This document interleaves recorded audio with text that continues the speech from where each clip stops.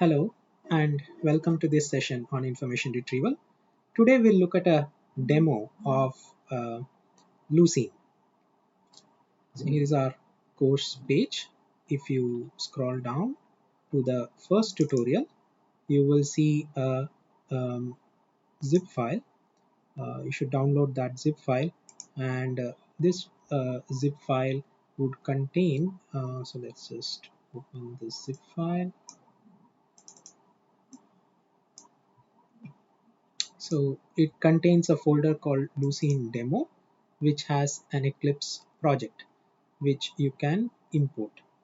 So you will need Eclipse for this project, or you may use any other Java editor. I use Eclipse.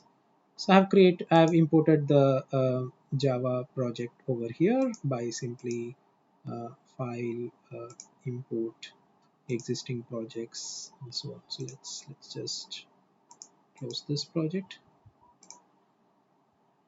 delete it. Okay, so I have a clean version of Eclipse. So now let's import the project.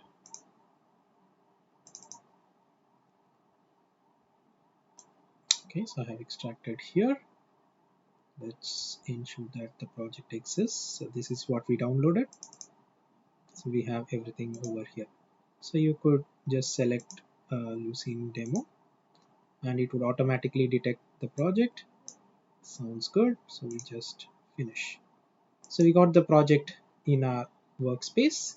Um, So remember that this project references three libraries. If so, when you download the project, I have not bundled these jars with the project. You will have to get them from the Lucene download. So let's go to Lucene. Um, so if you go to Lucene downloads, go to Lucene, whichever is the latest version of Lucene. Go ahead and download it. It will take you to the downloads page where you will have a zip file. So if you download this zip file, um, let's take. So this is about 93 MB, which I already have downloaded. So I'll cancel this download and I'll move to uh, my download location. So I've already downloaded Lucene. Now if you go into Lucene, so we need only three jar files. So Lucene is a collection of several projects. So there is analysis common. So this is one jar file which we need. So we use this for tokenization. And if you go back, you will also need the Lucene core, which is here, the Lucene core. And let's see, you will also need a query parser. Yeah, so these are the three jar files which you get when you download the Lucene uh, release. So go back to Eclipse and add them here. So to add these files, just right click, build path, configure build path, and under libraries you may say add external jars, and just select these jar files that you have copied. So once you have the jar files added, we are all set. So go to the source. So you will have two files. So these files are taken from the example given over here, how to do in Java. You may look up to their website for a complete demo and more examples. Here I have taken the code and simplified a bit so that we can understand what's going on even more easier. So initially we have nothing. So we will take the documents and create an index. Okay, so our first job is to create an index, and then we would read that index in the sense that we'll issue a query and search over that index. So these are the two things that we are trying to do now. So let's start with the right index. Okay, so without getting into the details, let me first execute and show you what's going to happen. For running this file, I need a folder input files, so you can change this if you want to rename the folder. And there I have put few files which I want to index. So as in our toy example, I wrote something like triple ITS is great, Triple ITD is in Delhi, Triple IT Sri City Chittoor. So these are, let's say, three files I have. Let's create another file, and let's call this file 4 dot text, and in file 4 let's simply say CMI is the West. Okay, so now I have four files. Let's index these four files. So the when we create an index, the index is supposed to go and sit over here. We don't want anything in this folder, so let's just go ahead and delete all its contents. So I'm going to show in System Explorer. uh, so let me open that folder. So this is the folder's contents. So remember, don't delete the other files, just go to the index files and remove all the index contents that you see there. So let's just refresh here. You can delete them from here as well, should not be a problem. So the index files is now empty, so we are ready to write to the index. Okay, so I'm going to run this index writer, which looks for documents in the folder input files and create an inverted index and store them in indexed files folder. So let's run this. Okay, so this doesn't produce any output. It has run successfully, and we must get some index file. So let's refresh. Yes, so it has created some index file. So segments file is the one which contains the index data, and it uses few other files which we will not get into now. After writing the index, one thing that you should notice is the size of this folder. Um, so if you look at this, we hardly have anything over here. So that shows that um, Lucene writes the index in a very efficient way. Okay, so now let's go to the uh, read index file, and so now that we have an index created, let's issue some query and see whether it works. So this is our query. So let's say I change it to CMI. So I know that CMI is in file 4. So if I open file 4, file 4 has CMI, and remember, no other file has CMI in it. Okay, so let's go to the read index, select this class and run. Okay, so as expected, I see that input file slash file4.txt matches my query CMI. And there's only one hit, meaning there's only one document which seems to match over here. So let's try changing file 1 from IIITS to CMI. So now CMI exists in two places, file 4 and file 1. Let's go back. I cannot now run this because I have not indexed the new change. So if I run this, it will still say only one index. Okay, oh sorry, by mistake I ran the right index. So now we have written written a new index. Yeah. So now that we have written a new index, let's go back to the read, and now you see that there are two hits. We have file 1 and file 4, both containing both containing CMI. Okay, so now let's quickly see what's going on inside these files. So let's start with the index writer. Um, so, so if I collapse all the methods, so I simply have three methods in this class. Um, so let's start with the main method. So we specify where the input files are and where I want to write the index to. So after giving these two inputs, then all I have done over here is okay, here is the first interesting line which creates an analyzer. So we need an analyzer. So Lucene uses an analyzer to parse your input. There are different analyzers available. There's a white space analyzer which will tokenize based on white spaces and then let you deal with the tokens. And there is the standard analyzer which will again use the delimiter as white space, but it will also do stemming and the stop word removal, the usual stop word removal using the list that it already has. So this seems to be a nicer one, so that's why we are using a standard analyzer over here. And then we create an index writer object which knows how to write an index, and we have different options available over here.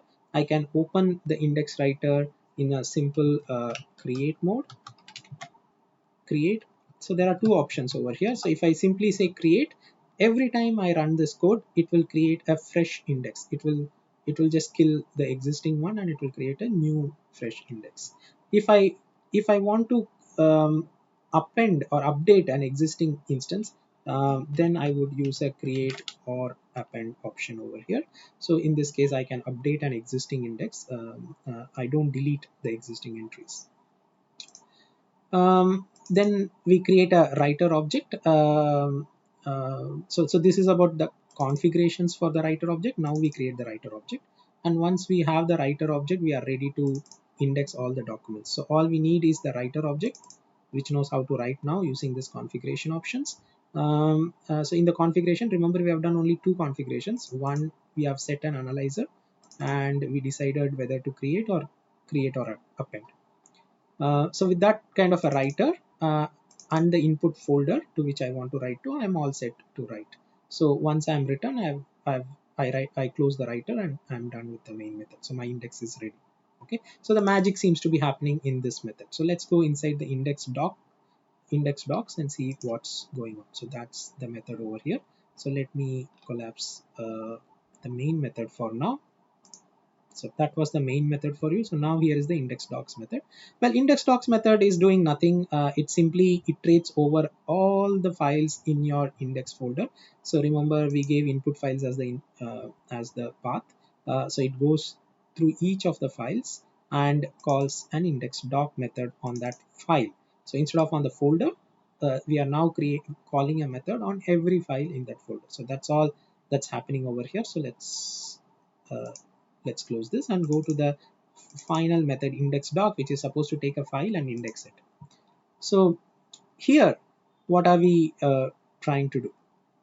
So we ensure that we have a file in the input, and once we have a file, we create a document object. Anything that gets indexed in Lucene is a document, and a document is represented using a document object. So we create an instance of a document object and we simply add the contents of the document. So there are everything that you add to a document object gets added as a field. So you have to specify some name to that field, and you have some options to configure that field. So for instance, I add a path and I store the file path in the path field. It's a string field, so it's of type string, and there is one configuration parameter here which says do you want to store this field. So if you say field.store as yes, then those fields are stored and it can be indexed by Lucene. Okay, so we have a text field where we store contents. So text fields. So if you want to know the difference between the string fields and the text field and in fields and so on, you can go to the Apache documentation, API documentation, which tells you what different options you have and what the difference are. Okay. So since this is a short one-line path, I used a string field, and since I expect content to be large, I used a text field. And I read all the bytes of the text and create a string out of it and put it in the text field. And I of course want to store this in our index. So that's what I do here in the text field. So once I have the doc object ready for this file, so what have I done? We have read the file, and we take the contents and add it to the document, and we give it to the writer. So we tell the writer to update the document. You can also do add document, something like this, if you are just creating an index. So that keeps things even simpler. Here, since we might be rerunning this code several times by changing the file's contents, I chose to use the update document method, where you update the doc. If it doesn't exist, it will create a new one. If it exists, it will overwrite it. Now, to know which one to overwrite, it will use the first term. So we give a field value. So we use path in the sense of a document ID here. So we say that if the path matches, then overwrite that document with this document. So once we are done with this indexing, so let me revise once again. All we are doing is, in the input we take the input files folder, the folder which contains all the input files, and then we could recursively go inside this file, read every file content. For now we assume that all are string files, just they contain some text. We read those files and we save them in the index, and while we are saving them in the index, we not only store the content, we are also storing the file path, and we use the file path as the document ID of sorts over here. After doing all these things, we close the writer, and that's all we have here. So now if I run this, it should create a so let's save this and run this. It should create the index files here. So once the index is ready, I could simply go to the read index to read. Now let's see what's going on here. So here we are issuing a search query and we want to match with our index, right? So we no more work with the input files folder, we work with the indexed files folder. So we need to know where the index is. So I need a reference to the index directory. So that's what is given here, is the path. And once I have the path, searching is very easy. All you have to do is create a searcher instance. There is a class called index searcher which gives you all the search capabilities. And once you create the searcher, so let's see the create searcher method. In the create searcher method, we simply open the index directory and we create an index reader, and from the index reader we create an index searcher. So using the reader, we create a searcher and we return the searcher. This is just simply instantiating a searcher instance of Lucene, which will now work on the index directory. That's all there is to this create searcher. So once I have the searcher at hand, we are ready to search. So we say use this searcher and search for CMI. And once you have done the search, give me the top documents as in a variable. Now let's quickly look at what is happening in the search content. So inside the search content, I have a query parser for which I have to tell what kind of analyzer I want to use. So remember, we copied the standard analyzers, common analyzers. So we have a library there, standard analyzer. So we use the standard analyzer, and we parse the query. We basically say that we will parse the contents field uh, of the document. So then comes the query part. So we take this query parser and parse the query. So that is which is passed over. So see, we pass CMI. If you remember, we passed CMI to this. Um, So this is a search query. Now we want to find this query using the query parser QP. And we have told the query parser to use a standard analyzer with the field contents. And we have already indexed data where we have documents, and each document has a field called contents. All right, so that's the field against which we are going to match the query. And once we have the query ready, we can use the searcher object, which we have already created. Searcher.search, pass the query and tell how many results you want at max. So that many best matching documents will be retrieved and stored as top docs, which is also a Lucene class, and returned to you. So now that I have the top docs, my job is almost over. I can now do, I can iterate through this contents of this docs and print each document. So found docs.total hits gives me how many hits were there. Although I asked for 10, I may have much lesser than that if the match had only one or two documents, as in this case. So that told me that, so when I ran for CMI, this value told me that there are only two hits. And for every document in this found docs, I am going to iterate and I get the document itself by calling searcher.doc of sd.doc. So each of these doc is refers to a document. I take that document and then I can query for the fields which I stored for that document. So I can get the path, I can get the contents, I can do anything. I can also get the matching score, so how well this document matched to my query, and I can print all of them at will here. Okay, so let's try to grab the contents of this file as well. So let's say,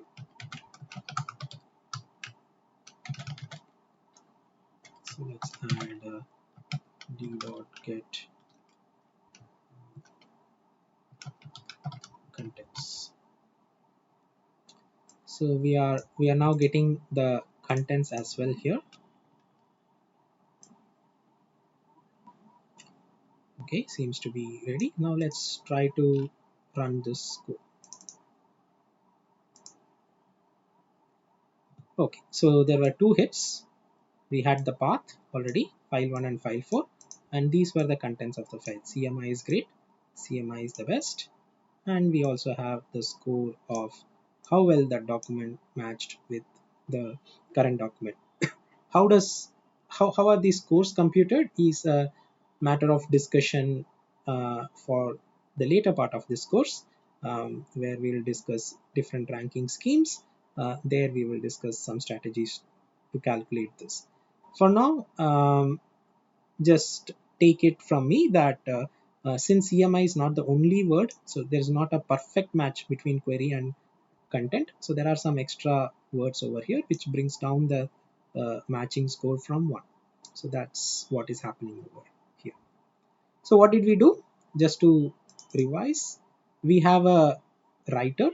Uh, we use the Lucene libraries to take the documents and create an inverted index.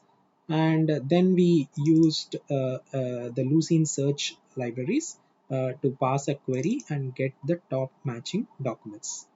Isn't this so easy? So within few minutes, within just hardly 50 lines of code, we are able to implement a search system which works very fast. Um, so that's all there is for today. Feel free to download this and play with this example and write your own search tool. Thank you and bye bye.